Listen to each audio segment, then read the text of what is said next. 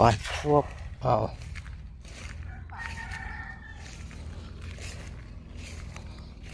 คือบุเชือกผูกอ่ะ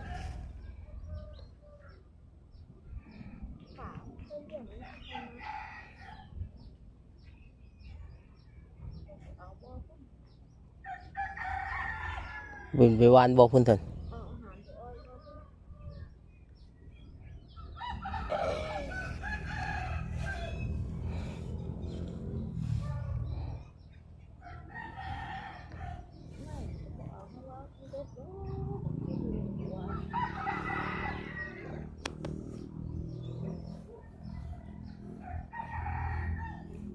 ฟองคุณฟองอย่างไร